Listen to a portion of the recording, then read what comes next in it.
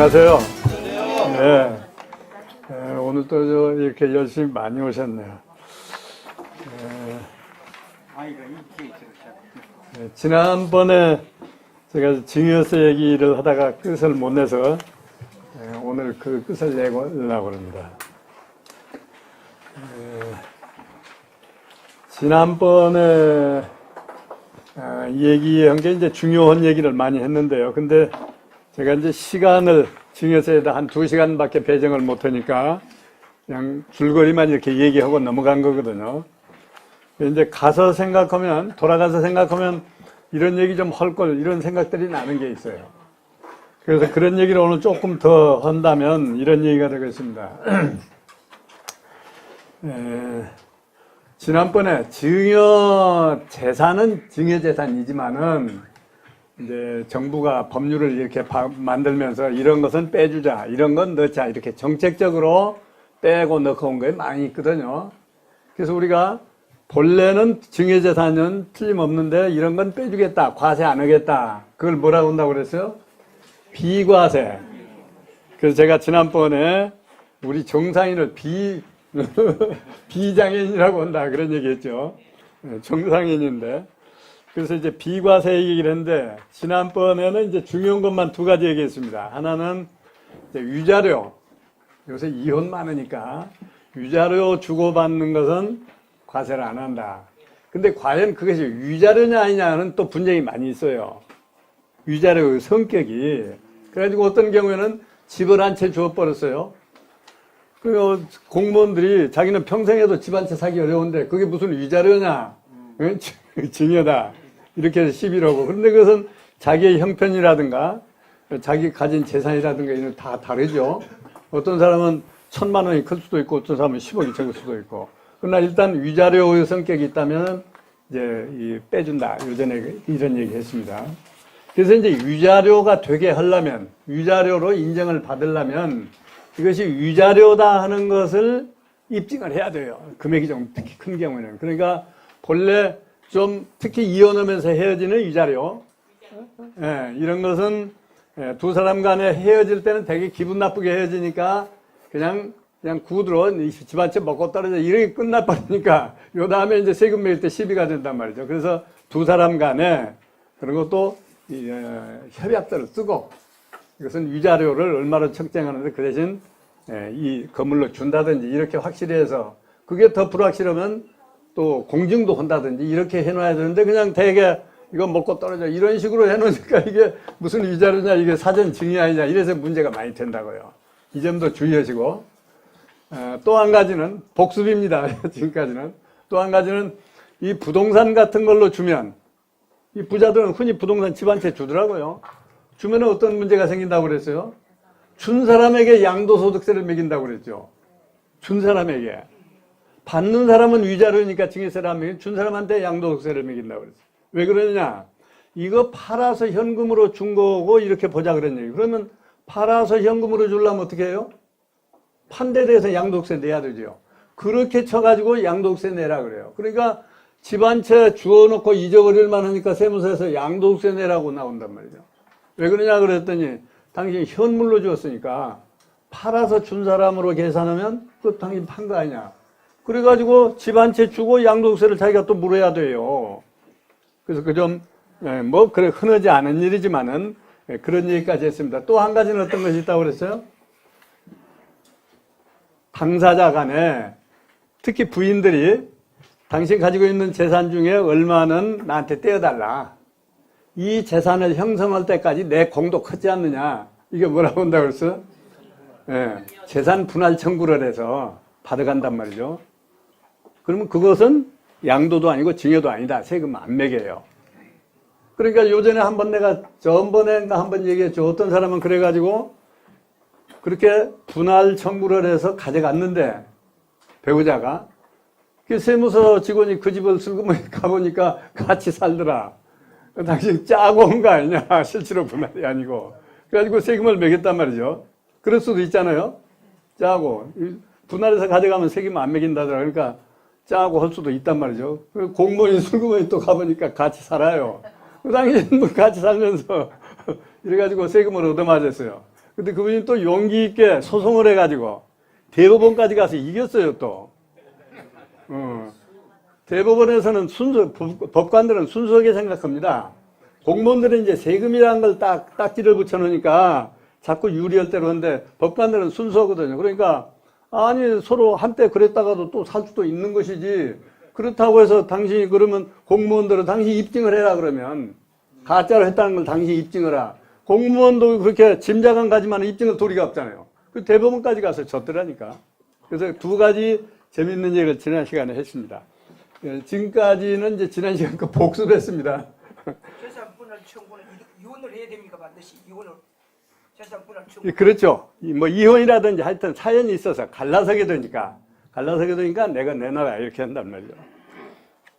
오늘은 조금 그 교재 없는 얘기를 좀 하려고 그러는데 이 말고도 중요한 것만 요전에 얘기했는데 또 재미나는 것들이 조금씩 있어요. 어떤 거냐면 뭐 당연한 거지만은 국가나 지방자치단체에서 받은 거 이것은 세금 없습니다. 국가가 주어서 받았다. 지방자치단체가 주어서 받았다. 대개 그런 사람들은 무슨 공이 있거나 해서 주잖아요. 그런 것은 과세 안 한다. 두 번째로는 이 정치인들한테 기부한 거, 소위 정당법에 의해서 주는 거 과세 안 해요. 그러니까 이제 정치하는 사람들 그냥 주면 덜썩덜썩 받는 거죠. 세금도 없으니까. 그러니까 법률에는 이렇게 세금이 없어요. 그리고 특히 이제 그 정당법 같은 데서 너무 많이 못 받게 하려고 규제를 하는 것이 세법에는 정당법에서 주는 건 다 과세 안 한다. 금액에 관계없이. 그래서 요새는 말이죠. 저도 이제 몇 사람한테 그걸 보내는데 10만 원까지는 무조건 국회의원이고 누구 주면 다 그걸 세금으로 다시 10만 원 빼줘요. 그러니까 내가 준 게 아니고 도로 내가 가져온 거고 똑같아요. 10만 원 그대로 빼줍니다. 세금에, 자기 세금에서. 그래서 치는 사람들 10만 원씩 몇 군데 주면 그대로 자기 낼 소득세에서 다 빼줘요. 그런 게 있습니다. 그 다음에 이제 치료비 같은 것도 과세 안 하고 치료비 가령 자식이 부모 치료비 됐는데 그거 증여했다고 그 원칙으로 따지면 증여죠 그것도. 그런 건 과세 안 한다. 생활비 이게 이제 조금 문제가 있는데 생활비를 가령 부모가 됐다. 부부 중에 어느 한쪽이 됐다. 그 엄밀히 따지면 다 증여 아닙니까? 그렇죠? 그럼 어떻게 해요? 생활비도 둘이 나눠서 돼야 되죠. 근데 다 한 사람이 됐다. 그러나 이건 봐줘라. 우리나라 뭐 여러 가지 풍속이나 이런 걸로 봐서 이런 건 정책적으로 다 봐줘라 그랬습니다. 이제 문제는 이런 것들이 있어요. 네, 특히 자식의 경우에 자식이 이제 그 집을 하나 사려고 집을 사면 자금 출처를 물어보잖아요. 출처 없으면 어떻게 합니까? 증여세 매겨버리죠. 증여세를. 그런데 이제 그동안에 자식이 월급 받은 걸 쭉 합쳤더니 가령 5억 원 된다. 그럼 5억 가지고 집을 샀어요? 그럼 엄밀히 따지면 어떻게 돼요? 당신 월급 받은 것은 당신 먹고 살기도 받을 텐데 못 사는데 어떻게 그러면 그동안에 굶고 살았다는 얘기냐? 그런 논리가 되죠. 그래서 이런 것은 좀 봐주라고 해서 공무원들도 그렇게 따지면 세무공무원들도 집 못 사죠. 공무원 월급 적인데 어떻게 집 삽니까? 다 먹고 살기도 바쁜데. 그래서 이거 생활비 봐줘라 이런 게 있습니다. 그래서 덜어는 이제 이런 편법을 조금 씁니다. 그래가지고 이제 아들 돈은 한 푼도 안 쓰고 월급 다 모아요. 다 모아. 그럼 그동안에 뭐 먹고 살아요? 방금 얘기한 것처럼. 먹을 거 부모가 좀 대줘요. 매달 먹을 거 다 대줘요. 그런 거 다 넘어갑니다. 그렇잖아요. 그렇게 다 왜냐하면 그 근거가 어디 있느냐? 법률에 다 있어요. 생활비 이거 빼줘라. 있어서 그렇습니다. 그 다음에 교육비.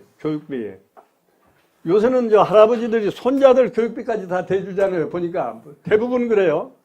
저도 손자 대학원인데 제가 다 대줬습니다. 그러면 엄밀히 따지면 이것도 다 징여거든요. 교육비는 빼줘라. 근데 문제는 이제 외국에 유학 간 사람들이더라고요. 엄청나게 돈이 들어요. 1년에 막 1억, 2억 막 보통 쓰더라고요. 그럼 그런 것도 봐주느냐? 교육비로. 여기는 분명히 교육비는 빼줘라 그랬거든요. 그리고 또 한 가지는 뭐냐면, 그러면 교육비를 아버지가 대준 거예요? 할아버지가 대줬다?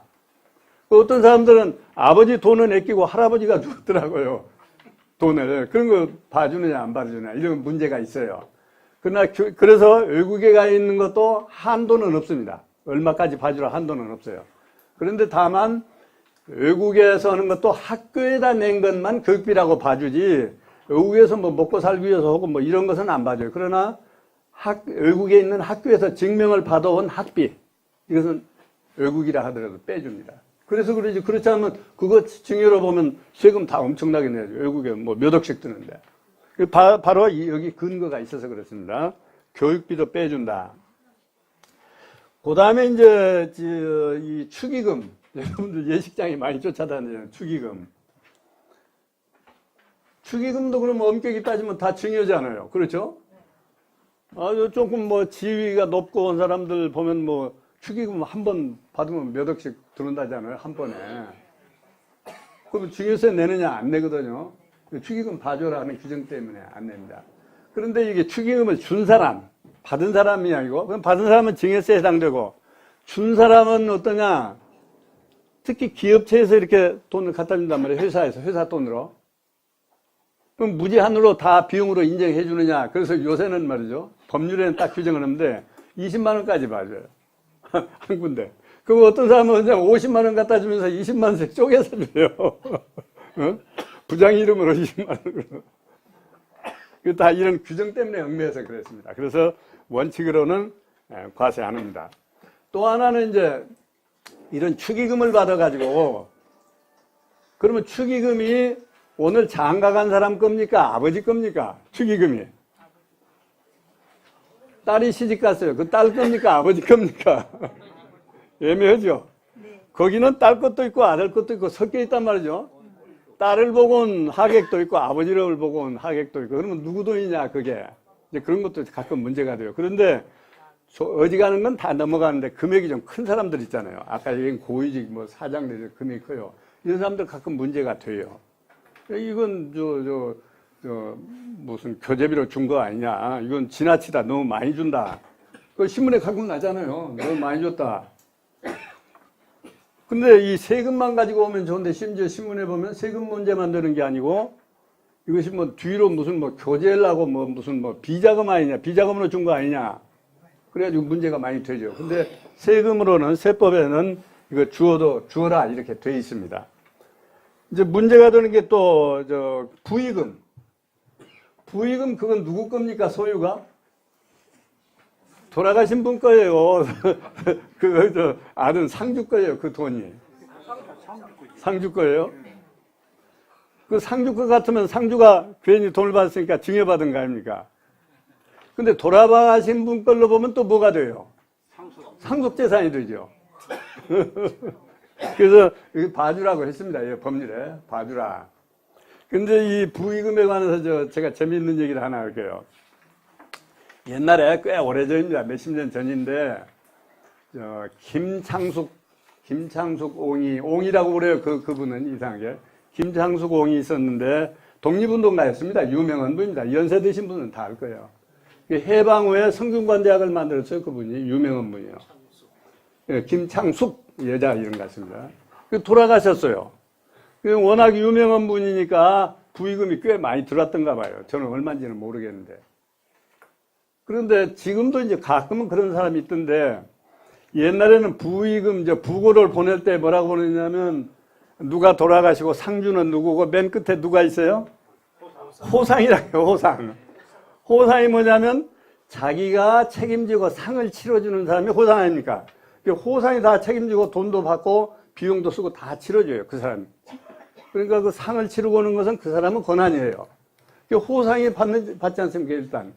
누가 호상이 되었느냐? 그 상주의 작은아버지가 호상이었어요. 그러니까 김창수공 돌아가신 분의 동생이 호상을 했어요. 유명한 분이라 돈이 꽤 많이 들었거든요. 그래서 상을 치르고도 남았을 거 아닙니까? 그거 자기 포켓에 넣어버린 거예요. 그게 어떻게 됐겠어요? 상주가 작은아버지들을 그 돈 내놓으시오. 상주 겁니다. 그래가지고 재판을 했어요. 아주 유명한 얘기예요. 그 재판에서 누가 이겼겠어요? 누가 이겼겠어요? 저도 그 결과는 못 봤어요. 대법원 판결은 못 봤어요. 재판한 데까지는 봤는데. 그때 제가 학생이었으니까. 누가 이겼는지를 모르겠어요. 근데 이제 주장은 서로 이렇습니다. 주장은. 호상은, 아까 얘기대로, 호상이란 건 뭐냐면 상을 책임지고 치르는 거다. 그러니까 받고 쓰고 오는 건 다 내 책임으로 하는 거니까 남았든지 안 남았든지 호상의 책임이지 상주께 아니다. 이렇게 얘기하고 상주는 이거 아버지 보고 준 돈인데 왜 작은아버지 겁니까? 내 거지. 이렇게 해서 막 재판을 했다고. 그래가지고 자기 아버지 먹칠을 했어요. 유명해요. 여기는 지금 부의금은 봐주라 이렇게 돼 있거든요. 부의금 봐주라. 재밌는 얘기가 있습니다. 그 다음에 이제 문제되는 게 혼수용품. 혼수용품. 교재에는 지금 없습니다. 제가 그런 걸 작은 거 안 집어넣었더니 없는데. 그럼 혼수용품 정확하게 얘기하면 다 부모가 증여한 거잖아요. 부모 돈으로 다 해주지 않습니까, 우리나라. 그 부자도 몇 억씩 해준단 말이죠. 그럼 이거 증여인데 그럼 증여세 매기느냐. 그래서 이것도 봐주어라. 이것도 가끔 문제는 돼요. 지나치게 큰 거. 가령 시집 장가를 보내면서 아파트 뭐 몇 평짜리 사줄게 이렇게 약속하고 보낸단 말이죠. 그것도 혼수용품이냐? 여러분 어떻게 생각해요? 근데 혼인하는데 조건이 붙어 있단 말이에요. 집 한 채 주기로. 혼수용품이 아니에요. 그래서 가끔 문제되는 사람들이 있어요. 혼수용품이다. 그런데 그 지나친 건 인정 안 해줍니다. 물론 인정 안 해주면 또 재판을 해야 되겠죠. 얼마까지란 말이 없으니까. 그냥 혼수용품 봐준다 그랬으니까. 예. 이 재미있는 것들이 여기 쭉 규정이 있습니다. 있는데, 제가 이런 얘기는 안 하고 넘어갔더니 또 물어보는 분도 있고 해서 오늘 복습 삼아서 얘기를 했습니다. 그 다음에 지난 시간에 제가 어디까지 얘기했냐면 과세 표준까지 했습니다. 여러분 교재 2페이지라고 되어 있는 것 같습니다. 2페이지. 이 페이지 밑에쯤 내려가면 4번 과세 표준이 나와 있죠. 이 과세 표준 계산하는 것까지 지난날 했습니다. 그래서 그 증여세도 다 매기는 게 아니고 공제해 주는 게 있다. 법마다 다 이런 게 있죠. 10년간 걸 합쳐서 세금 매긴다고 그랬죠. 10년간 걸 합쳐서 세금도 매기고 공제액도 10년간 합쳐서 요거밖에 안 해줘요. 증여할 때마다 해준 게 아니고. 그래서 배우자 얼마라고 그랬어요? 6억. 또 자녀 5천만 원, 미성년자 2천만 원, 또 부모한테 주는 것도 또 5천만 원 이렇게 해준대. 다만 배우자 공제는 배우자 공제액이 커서 5억도 넘는다, 6억도 넘는다. 그럴 때는 조금 또 문제가 있다. 그런 얘기를 지난 시간에 했습니다. 3페이지로 넘어갑시다. 3페이지를 넘어가면 세율이 나오죠. 이제 마지막에 세액 계산입니다.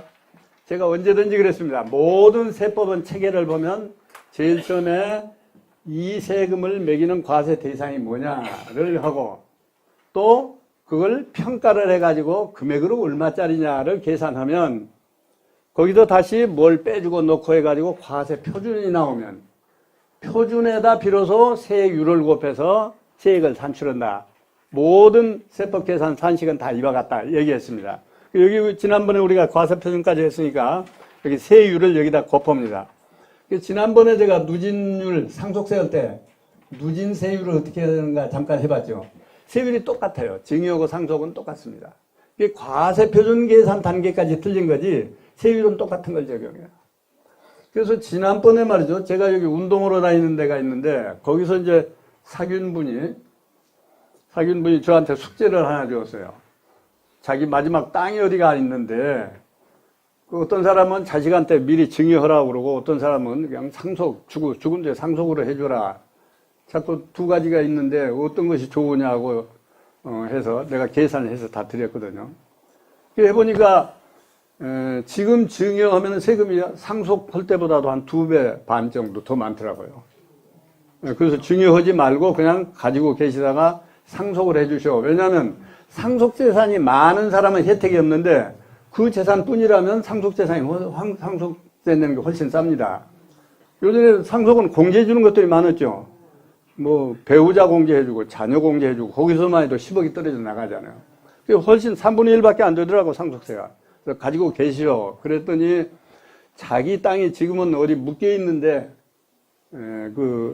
뭡니까, 군사보호구역 뭐 이런 걸로 묶여 있는데, 자기 땅 가해로 삥삥 둘러서는 다 개발되었다고요. 자기 땅만 지금 안에 한가운데 들어가 개발이 안 돼서 곧 개발될 것 같다. 그럼 땅값이 푹 오를 거 아니냐. 그러면 조금 지켜보다가 그걸 개발한다는 정보가 있으면 그때 한번 더 찾아오셔. 그럼 만일에 말해서 개발 소식이 들어서 푹 올라버리면 상속세를 내는 게 또 불리해요. 그러니까 이제 금액이 커지면 상속세는 막 엄청나게 막 올라가니까. 그렇게 해서 끝냈거든요. 그래서 이 세율.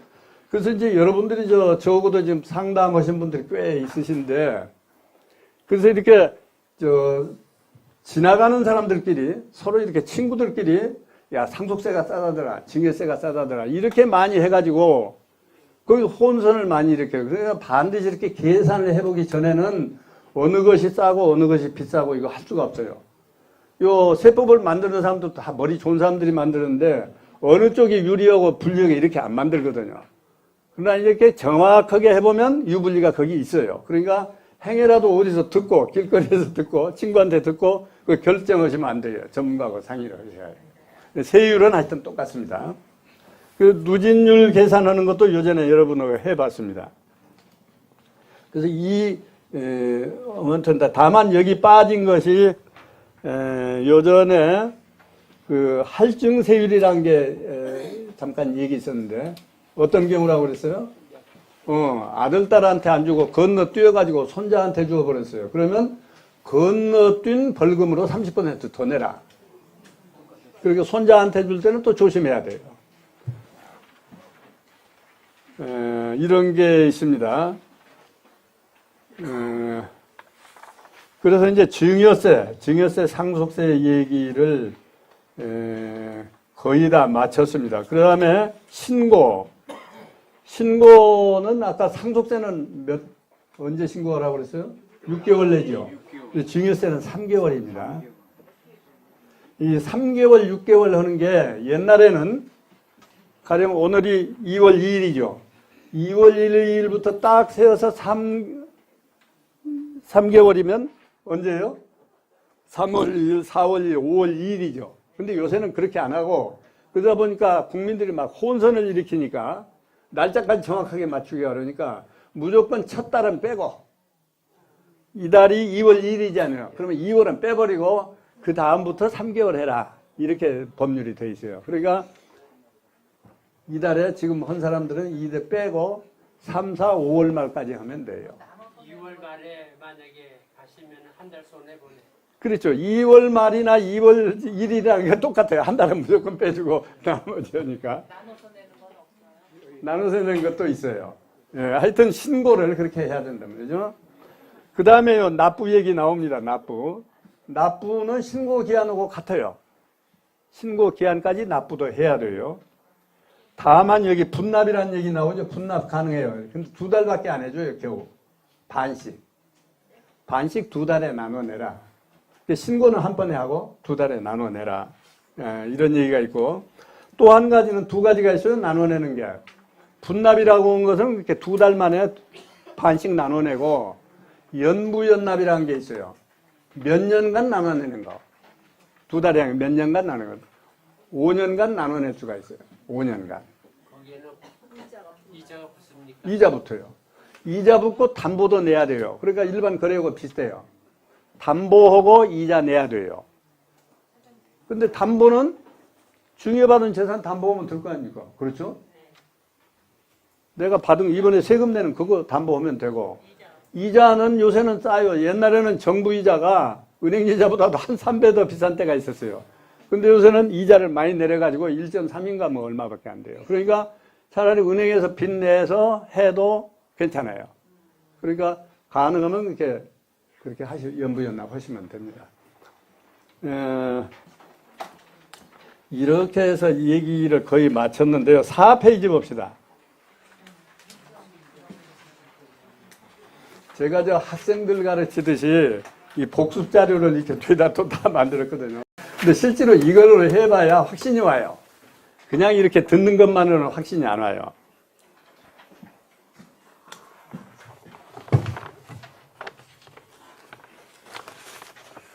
이거 뭐냐면, 예, 이것도 시를 지금 써서 드린 겁니다. 시. 여러분은 시 뭐 별로 관심 없는 분이 계시겠지만은. 근데 이 시가 참 내용이 재미있어요. 지금 제가 얘기하는 상속하고 관련된 시를 누가 썼어요. 그래서 지금 드리는 거예요. 예, 이 시인 이름이 김광규죠.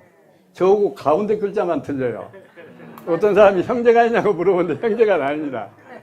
저는 이 시인의 그림자도 밟을 수 없어요. 유명한 시인입니다. 근데 이제 제가 이걸 어디서 발견했느냐면, 요전에도 한번 얘기했는데, 그 상속세법이라는 책을 우리나라에서 제가 최초로 썼거든요. 그래서 이제, 그 원고를 이제 다 썼어요. 원고를 이제 마감해서 출판사로 넘기려고 하는 찰나에 신문에 보니까 이 시가 떡 났더란 말이죠. 김광규 시인의 시가. 근데 보니까 마침 상속 얘기야. 내가 상속세 원고를 지금 탈고 하는데, 이 얘기. 그래서 이걸, 보니까 우연히도 내가 상속세법 원고를 다 썼는데, 출판사에 넘기려고 하는 찰나 이게 발견이 됐어요, 신문에. 그래서 이걸 오려가지고 출판사에 보냈어요. 이 맨 끝에다 이 시를 붙여라, 내 책에다. 내 책 끝에 맨 이 시가 붙어 있어요. 이 얘기는 제가 대충 얘기하면 이런 내용이더라고요. 우리 현실하고 딱 맞는 얘기예요. 이 시인이 어떻게 잘했어요. 아들, 딸이 여럿이잖아요. 그러니까 이 아들, 딸이 여럿이 마치 연극 무대에 올라가서 연극하는 것처럼 생각했어요. 이 시인은. 그 무대에 선 사람은 그 주인공마다 다른 생각을 하고 다른 연기를 하잖아요. 꼭 그 모습 같다. 이 상속인들 하는 짓이. 그 모습 같다. 그렇게 연상한 거예요. 이 시인이. 그래가지고 여기 보시면 알지만은 뭐 큰아들만 뭐 부모가 돌아가서 슬프다고 그러고, 딸은 뭐 내 몫이가 얼마나 될까 이거 생각하고, 작은 아들은 뭐 생각하고, 그래서 꼭 연극한 사람들 연극한 것 같다. 요새 상속인들이. 그래서 저도 이제 상담을 많이 해보지만은 그런 경우가 많이 있어요. 지금 증여세로 내면 비쌉니다. 그냥 상속으로 하십시오. 세금 측면에서는 그게 좋습니다 하면은, 그 공동으로 넘겨줬다 자식들 싸우면 큰일 나지 않느냐. 그러니까 세금 더 내더라도 차라리 팔아서 나눠주고 싶다. 이런 얘기를 많이 하셔요. 바로 이 시가 그런 광경을 지금 얘기한 거예요. 여러분들 뭐 시를 좋아하시는지는 모르겠는데, 누가 한번 낭송을 잘하신 분 누가 낭독 한번. 누가 하실래요? 이런 얘기를 좀 해야 재밌을 것 같아요. 제가 지금 이러는데. 제가 한번 읽을까요, 그러면? 예. 가만히 있다. 좀 줘보세요. 유산 상속의 노래입니다.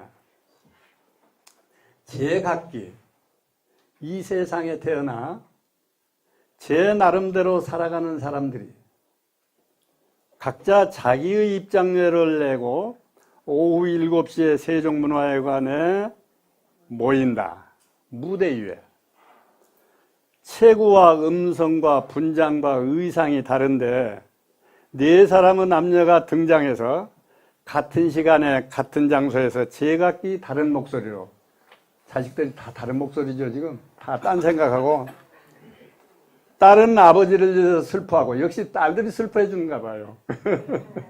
딸은 아버지를 위해서 슬퍼하고, 아들은 재산이 생겨서 기뻐하고, 겉으로는 슬퍼한 척하지만 속으로는 재미있어 좋아하고. 일전에 어머니 재산 뺏으려고 어머니 때려 죽인 놈도 있었잖아요. 네. 사위는 장자 상속의 부당함을 주장하고, 사위 몫도 줘야 될 거 아니냐. 근데 옛날에는 장자 상속제도였어요. 큰아들한테 무조건 다 주게 돼 있어요. 지금은 나눠 가지라고 했지만은. 그래서 사위는 장자 상속의 부당성을 주장하고, 며느리는 보석상에 진 빚을 갚아달라고 호소한다. 이게 지금 연극이에요. 지금 네 사람이 각자 생각이 달라요. 제각기 다른 목소리로 제 나름대로 절박한 사연을 노래하는 이 장면은 시끄러울 뿐만 아니라 별로 아름답게 보이지도 않고 1980년대의 서울과 전혀 다른데 오랫동안 박수가 나올 만큼 감동적인 까닭은 무엇일까? 왜 감동적이었어요? 우리 현실을 잘 반영했거든, 그 연극이. 예? 이 시가 딱 마음에 들어 제 책 뒤에 딱 이렇게 붙어 있다. 그래서 오늘 복사해 가지고 왔어요. 오면서 여러분한테 이 얘기 좀 하려고.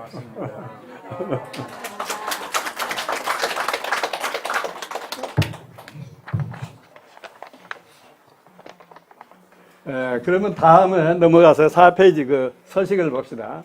여러분이 이제 여기다 딱 계산표를 넣어보면 여러분들이 증여세 다 계산할 수 있어요. 그 맨 위에 보시면 증여재산 가액이죠. 증여재산이 얼마짜리인가를 평가를 한 것이 증여재산 가액이다. 이것은 국내 모든 증여재산을 다 합친다. 국내 어디 있든지. 그 외국에 있는 재산은 어떻습니까? 외국에 있는 재산.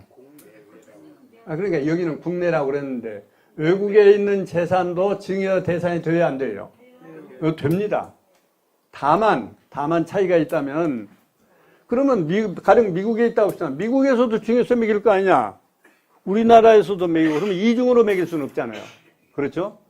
그러면 우리나라에서 매기려면 미국에서 매긴 건 빼줍니다. 그러면 어떤 경우에 추가로 낼 세금이 생겨요? 우리나라 세율이 좀 더 높아요. 미국보다. 그러면 그 차액만 내라. 만일에 더 낮으면 어떻게 해요? 그러면 미국에서 우리나라 주느냐? 그건 안 줘요. 그러니까 놀부에서 아니죠. 응? 그 다음에 채무 부담액을 빼준다. 빚은 빼준다고 그랬죠? 이때 주의할 건 뭐를 주의해야 한다고 그랬어요? 그 부담액은 부담 부분은 양도세를 또 내라고 한다고 그랬죠. 그러나 증여세는 일단 하여튼 빚을 짊어지고 빚까지 떠하는 경우는 이건 빼준다. 임대 보증금도 역시 여기서 말하는 채무입니다. 똑같습니다. 그러니까 여러분 건물 가지신 분은 주로 빼는 게 임대 보증금. 그러니까 어떤 사람들은 이래요. 상속이 가까워 온다. 또는 이제 증여를 하고 싶다. 그러면 자꾸 채무를 늘리더라고. 채무를 늘려. 이거 공제받으려고. 채무를 늘려. 기간은 없어요.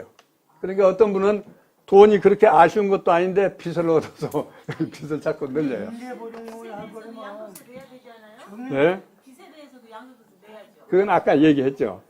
그건 이제 계산을 또 해봐야 돼요. 그렇게 하는 게 유리한지 이렇게 유리해. 그러나 일단 증여세만 생각하면 그렇다고 해요. 빚을 빼주니까 빚을 늘리는 사람들이 있다. 그 다음에 이게 이제 증여재산 가산액 그랬죠. 증여재산에다 이제 플러스하는 것들이 있다. 요전 시간에 얘기했습니다. 그래서 어떤 걸 플러스라고 했어요? 10년 아직 안 넘은 거. 전에 증여를 했는데 10년 안 넘었다. 그건 합쳐서 10년 걸 합쳐서 계산해라. 이런 얘기고. 그 다음에 동일인 같은 사람의 증여자가 직계존속인 경우. 그러니까 어머니도 주고 아버지도 줬다. 양쪽에서 받았다. 그럴 때도 합쳐라. 근데 부모가 아니고 다른 사람이다. 제3자가 나한테 또 준 게 있다. 그럴 때는 어떻게 하라고 했어요? 따로따로 계산하라고 했어요. 증여자별로 계산하되 단 부모는 한 사람으로 치고 계산해라. 이런 얘기였습니다. 그러면 이제 이렇게까지 계산한 나머지를 우리는 뭐라고 그래요? 증여세, 과세가액이라고 한다고 했죠.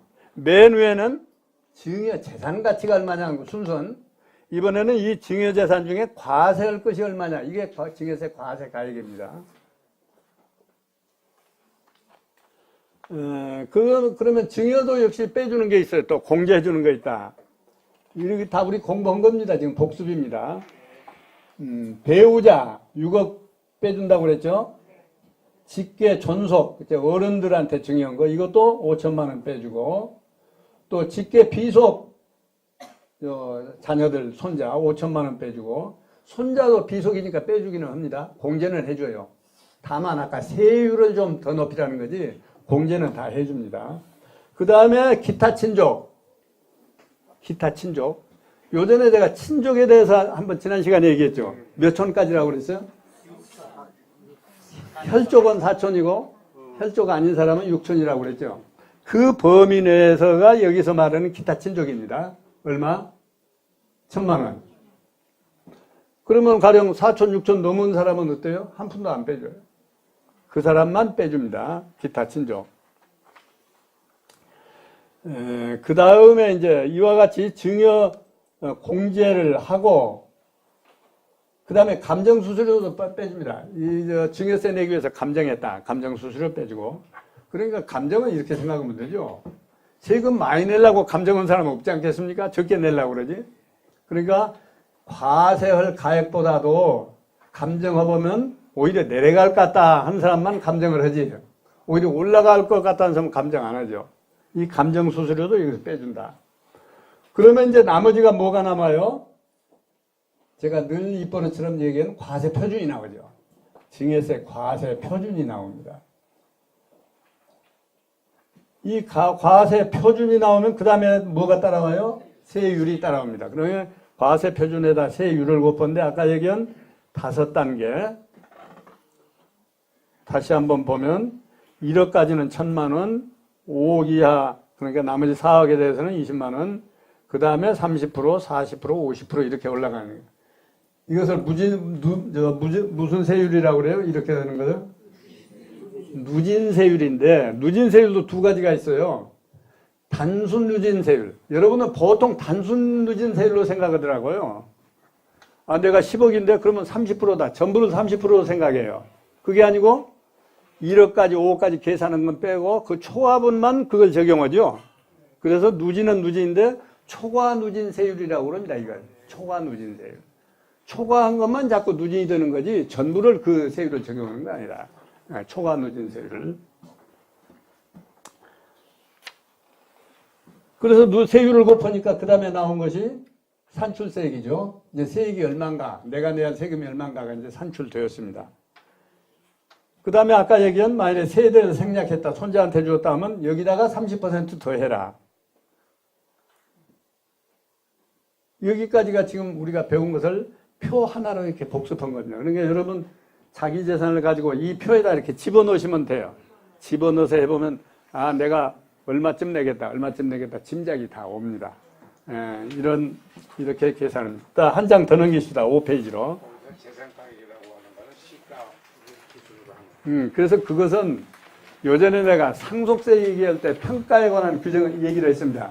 근데 평가 방법도 상속세나 증여세나 똑같으니까 여기서 제가 생략을 했어요. 원칙으로는 뭐라고 그랬어? 평가 방법이 대원칙이 시가다 그랬죠. 시가다. 근데 시가는 객관적인 증거가 없으니까 시가를 모를 때는 이렇게 한다. 5가지 방법이 있다. 그 방법대로 증여도 하는 겁니다. 똑같이. 그 다음에 증여재산 공제. 이거 지금 얘기한 거 또 복습하는 거예요. 공제만 따로 떼어서 지금 설명을 또 해놨습니다. 보시다시피 뭐 5천만 원, 미성년자 2천만 원, 뭐 부모에게 준 거 5천만 원, 배우자 6억, 기타 친족 1억 이렇게 되어 있습니다. 공제만 명세를 따로 하나 해놓은 거고, 또 밑에 보면 과세표준 계산 방법. 그러니까 앞에 있는 표를 지금 보았던 표를 다시 2개로 쪼개서 공제와 과표 계산 방법을 2개로 쪼개서 다시 설명을 좀 자세하게 부연해서 한 것뿐입니다. 다 똑같습니다. 그 다음에 또 6페이지 넘어갑시다. 6페이지 역시 세율, 방금 공부했던 우리 세율표입니다. 근데 이 세율도 아까 얘기했다시피 상속세나 증여세나 세율 자체는 똑같다고 그랬죠? 똑같습니다. 근데 그 누진공제를 외우기가 쉬워. 맨 끝에 누진공제라고 돼 있죠? 그러니까 단순 누진으로 계산을 해가지고 이 누진액을 빼주면 초과 누진 세율하고 똑같은 결과가 와요. 외우기도 쉬워요. 맨 첫 단계가 1,000만 원, 6천만 원, 1억 6천, 4억 6천, 6천 이렇게 넘어가죠. 그 뭐 외울 필요도 없습니다만 외우기도 쉬워요. 요렇게 초과 누진 세율을 적용한다. 이거 세무 한창 공부하는 사람들 이거 모르는 사람들 많이 있어요. 초과 누진 세율. 과세 표준액이 말입니다. 예. 시세가 있고 방금 시세라고 이야기했잖아. 시세가 있고 공시가격이 있고 평가액이 있는데 이 세 가지로 혼돈해서 뭐가 뭔지 모르겠습니다. 그죠? 시세, 평가액, 공시가격. 요 전에 상속세 강의할 때 와서 들으셨어요? 아닙니다. 그러니까 모르시지. 지금 쭉 강의를 이렇게 진행해 오니까 그 강의를 먼저 다 했거든요. 그러니까 나중에 한번 보시면 되고. 그 다음에 이제 맨 밑에 6페이지 밑에 증여 추정 배제기준이라는 게 나와요. 증여 추정. 무슨 얘기냐면 증여가 확실한 건 좋은데 증여라고 하는 게 확실하지 않다. 그러면 글자 그대로 증여를 추정해서 과세, 증여한 것 같다. 증여 가액이 이 정도 된 것 같다. 이렇게 추정해서 과세하는 것도 있단 말이죠. 그러면 얼마까지 추정해야 되느냐? 뭐 한 푼, 두 푼 다 추정 과세를 하느냐? 그렇게는 할 수가 없잖아요. 그래서 여기서는 이 추정은 뭐냐면 주로 부동산 사는 데서 이게 문제가 많이 생겨요. 아까 누누이 얘기했지만은 아들이 뭐 집 한 채 샀어요. 5억짜리 샀어요. 그러면 이 사람이 5억을 그동안에 돈을 벌었느냐? 국세청에 정보가 다 있거든요. 그 사람 주민등록만 딱 넣으면 그 사람이 언제 몇 년도에 월급 얼마 타고 쭉 나옵니다. 합쳐보니까 2억도 안 되는데 5억짜리 샀단 말이죠. 그러면 나머지 3억은 누구한테 증여받은 거 아니냐? 실제로 안 봤으니까 증여 확증은 없지만은 증여받은 거 아니냐? 이렇게 추정을 해서 과세한다고 말이죠. 이게 증여 추정 과세입니다. 이게 제일 이제 문제가 많이 되는 거예요. 여러분들 아마 고민이 자식들 집 하나 사주고 싶은데 이것 때문에 못 사준다는 거예요. 부모가 돈은 있는데. 저도 마찬가지예요. 사줄 돈은 있는데 이것 때문에 못 사준단 말이에요. 이런 걸 생각하면 어떤 사람들은 실제로 내 회사에 와서 월급을 주려고 해서 아들을 채용한 게 아니고 이런 근거를 마련하려고 근무는 적당히 하고 아들 월급 타는 걸로 해놔요. 그러면 아들 자기 돈으로 실제 사주었는데 나중에 무슨 돈으로 샀냐 물어보면 우리 회사에서 월급 이렇게 나갔지 않느냐. 이런 편법을 쓰는 사람들은 많이 있어요. 어느 정도 이것은 합리성이 있어요. 왜냐하면 월급이라고 하는 게 365일 하루도 결근 안 해야 주는 건 아니잖아요. 결근도 하다가 뭐 이렇게 주는 거니까. 그래서 어떤 사람들은 자식들을 이렇게 자기 회사에 많이 월급 받는 걸로 해놔요. 실제 줄 수도 있고, 그렇잖아요? 실제 이러면 줄 수도 있지만은, 그런 목적도 있지만은 이것 때문에 집을 한 채 사줄 수가 없어요. 그거 없으면. 과세해버리니까. 네, 그래서, 이게 증여 추정입니다. 그러면 지금까지는 얼마큼 인정을 해줬느냐면, 그렇다고 해서 조그마한 돈까지 다 추정해서 과세할 수는 없잖아요. 그래서 얼마까지 하느냐면, 제일 첫 번째 봅시다. 세대주인 경우, 그러니까 증여받는 사람이 세대주다. 세대주인 경우에는 얼마짜리까지 봐준다고 그랬어요? 30세 이상이면 2억 원까지 봐주는데 40세가 넘으면 4억 원까지 봐준다. 그러니까 40세 넘은 아들, 딸들은 4억짜리 사줘도 괜찮아요. 기타 자산이라고 하는 것은 집 아닌 것, 주택 아닌 것 사주었을 때는 5천만 원, 1억 원밖에 안 봐주는데 집은 특별히 이렇게 봐준다. 채무 상환도 마찬가지예요. 아들 빚을 아버지가 갚아줬어요. 그거 증여입니까 아닙니까? 증여예요. 그것도 5천만 원까지는 봐주겠다. 아버지가 갚아줬더라도 봐주겠다. 그런 얘기예요. 그러니까 이 세법이 아주 철저합니다. 빚 갚아준 것도 다 합니다. 그러니까 여러분 그 집을 사잖아요. 자식들 명의로. 그래서 가령 은행에서 빌려서 샀습니다. 대개 실제로 돈이 없는 사람도 그러지만은 이 자금 출처 때문에 부모 돈 있지만 은행에서 일부러 빌려서 사요. 그러면 나중에 부모가 갚아주면 방금 어떻게 돼요? 증여가 되죠. 세무서에서는 처음에는 오케이 해놓고 계속 그걸 지켜봅니다. 누구 돈으로 갚는가 이걸 지켜봅니다. 그래가지고 제법 그 금액이 큰 것은 매년 조회가 와요. 그 당신 그때 빚진 거 어디서 나서 갚았는지 대답해라 이렇게 와요. 그러니까 처음에만 그냥 사주었다가 그 부모가 갚아줘 버리면 큰일 나요. 그래서 철저하게 이 세금 거두려고 이렇게 되어 있습니다. 그 다음에 세대주가 아닌 경우 가령 보증금은 세무로 볼 수 있나요? 예? 전세 보증금은 채무로 볼 수 있나요? 채무죠. 그러니까 보증금을 따안고 사고 하는 건 다 인정해줘요. 보증금. 그러니까 맨 처음에 대개 처음에 살 때는 월세로 안 오고 보증금을 많이 해요. 자금 출세 때문에. 전세로. 그래 이제 전세금 받아서 샀지 않느냐 이렇게.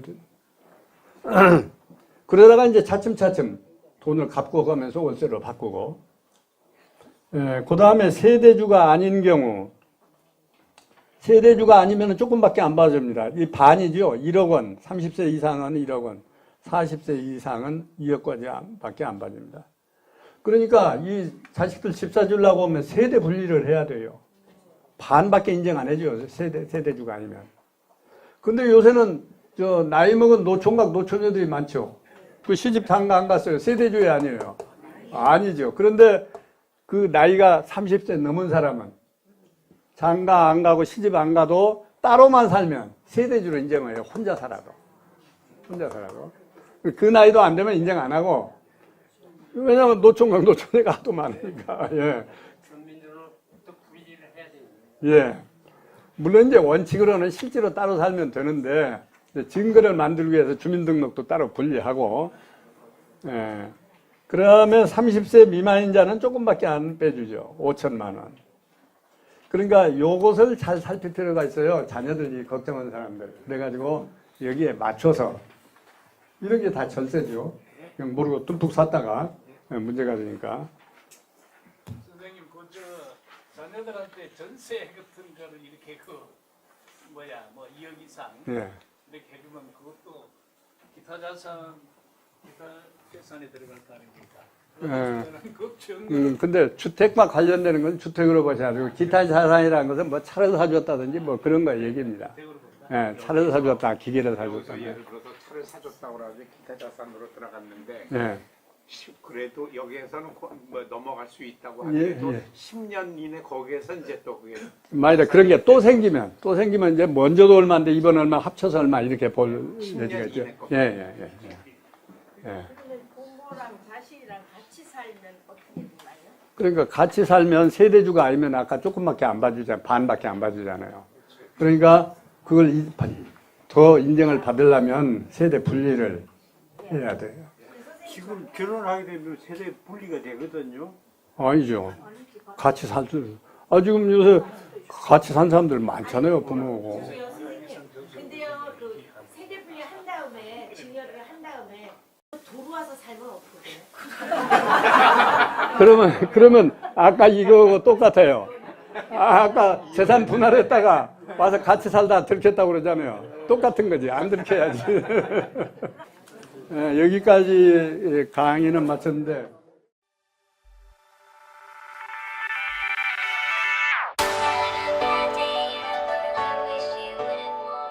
강남구 논현동에 위치한 대지면적 약 75평, 연면적 약 200평의 수익형 부동산 개발 사례입니다. 인지도 있는 브랜드와 연계하여 임차인이 선호하는 최상의 공간을 만들어갑니다. 소호 사무실을 계획하여 수익률을 극대화하였습니다. 1층 필로티를 활용한 편리한 주차, 풀옵션 주거 공간과 독립된 옥상 정원, 전용 면적 5평에서 7평대까지 고급 임대주택의 수익 극대화가 되도록 가구와 자재를 선별하였습니다. 풀옵션으로 전자제품, 가구류와 집기류가 모두 포함되도록 계획하였습니다. 매각 시 자산가치가 높을 건축물로 디자인하였습니다.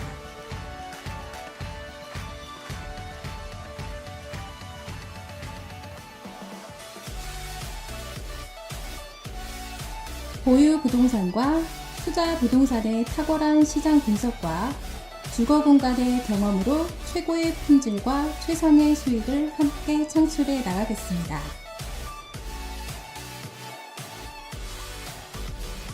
책임, 위탁, 전속, 일반 관리 등 건물주 취향에 따라 선택 가능합니다. 수금 책임제로 월세 미납 시 대납해 드립니다. 공실 클럽 및 제휴사의 광고를 통한 타사 대비 공실률 최소화로 인해 수익률 증가가 가능합니다.